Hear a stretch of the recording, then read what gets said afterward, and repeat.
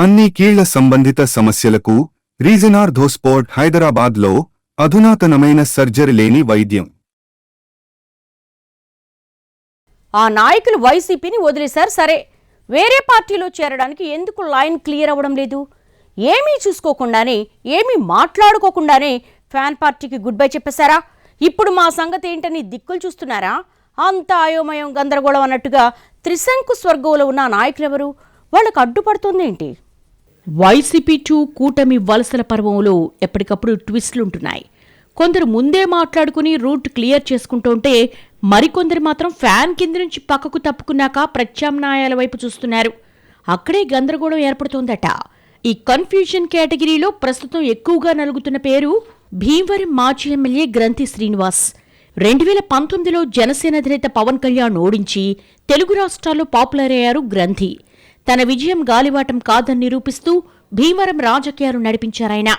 కానీ జనసేన అధినేతను ఓడించినా పార్టీలో తగిన గుర్తింపు రాలేదన్న అసంతృప్తి మాత్రం ఆయన్ని వెంటాడిందే. అవన్నీ పక్కన పెట్టి తన పని తాను చేసుకుని వెళుతున్నా సొంత పార్టీ నేతలు టార్గెట్ చేశారట. నియోజకవర్గంలో గ్రూపులు కట్టి 2024 ఎన్నికల్లో తనను ఓడించారని గ్రంథి శ్రీనివాస్ నమ్ముతున్నట్టుగా తెలుస్తోంది.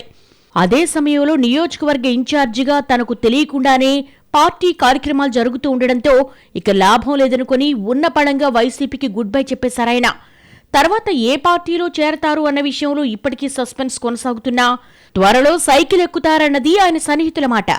ముహూర్తాల మీద గట్టి నమ్మకం ఉన్న గ్రంథి మార్చి తర్వాత పార్టీ కండువా కప్పుకుంటారనేది లోకల్ టాక్.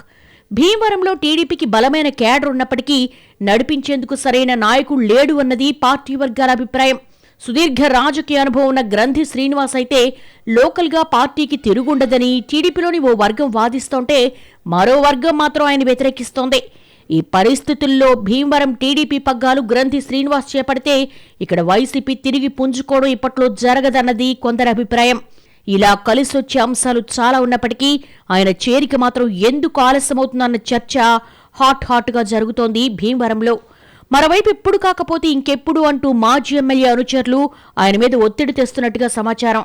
గ్రంథి శ్రీనివాస్ వైసీపీని వేడడంతో భీమవరంలో ఆ పార్టీ కొంత బలహీనపడిందని అంటున్నారు. దీనికి తోడు గ్రూపు రాజకీయాలు ఆ పార్టీకి మరింత మైనస్ అవుతున్నాయి. పక్క నియోజకవర్గ నేతలంతా భీమవరంలో వేలు పెట్టడంతో ఇక్కడ ఇన్ఛార్జ్ బాధ్యతలను భుజానికెత్తుకోవడానికి ఎవ్వరూ ముందుకు రావడం లేదట. పార్టీ ఆవిర్భావం నుంచి వైసీపీని అంటిపెట్టుకున్న గ్రంథి శ్రీనివాస్ మరో పార్టీలో చేరితే కేడర్ సైతం ఆయన వెంట నడిచే అవకాశాలున్నాయని అంటున్నారు. గ్రంథిని చేర్చుకోవడం ద్వారా నియోజకవర్గంలో వైసీపీని వ్యూహాత్మకంగా దెబ్బకొట్టే ఆలోచనలో టీడీపీ పెద్దలు ఉన్నారన్న ప్రచారం జరుగుతోంది. కానీ చేరిక మాత్రం ఎందుకు ఆలస్యమవుతుందో ఎవ్వరికీ అంతుపట్టడం లేదట. చేరిక లాంఛనమేనని గట్టి ముహూర్తం చూసుకుని ఎదురుచూస్తున్నారన్నది ఇంకో వెర్షన్. మరోవైపు మాజీ డిప్యూటీ సీఎం ఆళ్ల నాని చేరికలోనూ ఇదే తరహా సందిగ్ధత కొనసాగుతోంది.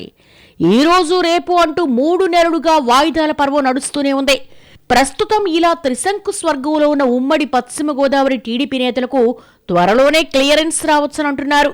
గ్రంథి ఆళ్లనానికి క్లియరెన్స్ వచ్చాక ఈ క్యూలోనే మాజీ మంత్రి చెరుకువాడ శ్రీరంగనాథరాజు కూడా ఉండవచ్చనంటున్నారు. ఈ పరిస్థితుల్లో వైసీపీ డ్యామేజ్ కంట్రోల్ ఎలా చేస్తుందన్నది ఇప్పుడు ఆసక్తికరంగా మారింది.